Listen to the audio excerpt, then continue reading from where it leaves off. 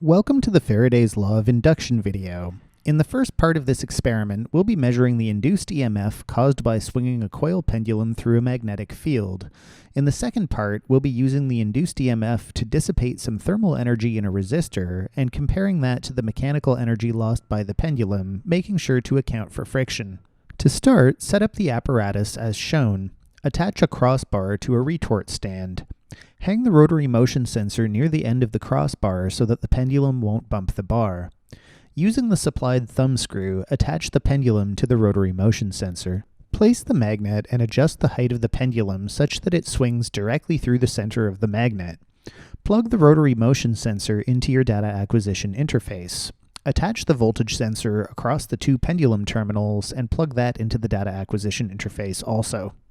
Plug your magnetic field sensor into the interface too. Temporarily move the magnet away from the pendulum so that you can measure its magnetic field.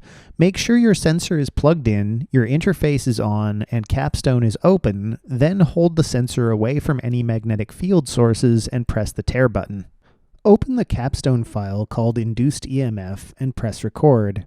Noting the directional arrows on the sensor case, place the sensor in between the magnet plates to measure the field and press stop.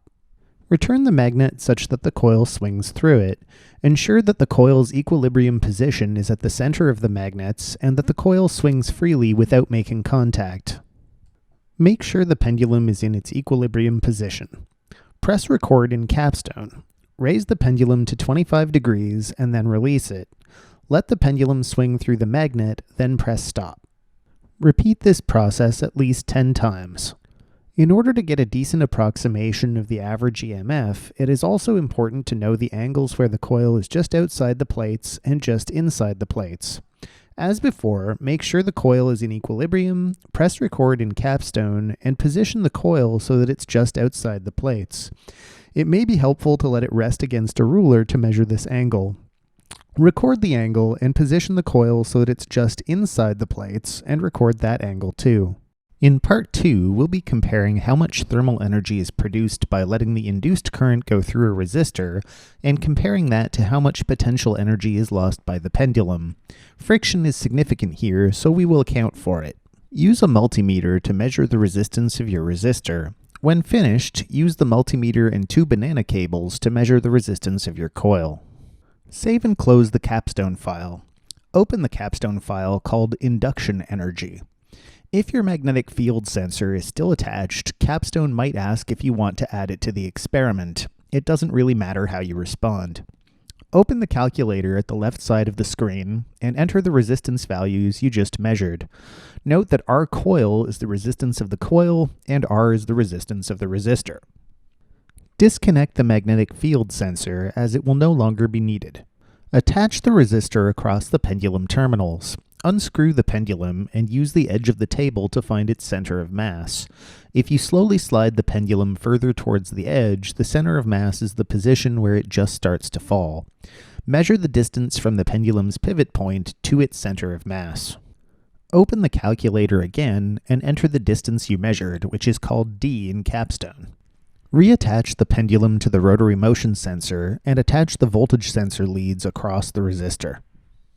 Unplug the resistor. Reattach it so that only one terminal is connected. This will leave the circuit open such that no thermal energy will be dissipated in the resistor, and we can investigate the effects of friction alone without significantly affecting the mechanical properties of the pendulum. Return the magnet to the pendulum's equilibrium position. Ensure the pendulum is motionless. Press record in capstone. Carefully raise the pendulum to 25 degrees, being as precise as you can, and release. Let the pendulum reach its maximum height on the other side, and then press stop. Repeat this process at least 10 times with the circuit open. Now, close the circuit by removing the resistor and reattaching it across both pendulum terminals. This may slightly affect the equilibrium position, so make sure the magnet is placed such that the pendulum rests at its center. As before, press record in capstone, carefully raise the pendulum to 25 degrees as precisely as you can, and release. Let the pendulum reach its maximum height on the other side, and press stop. Repeat for at least 10 trials with the circuit closed.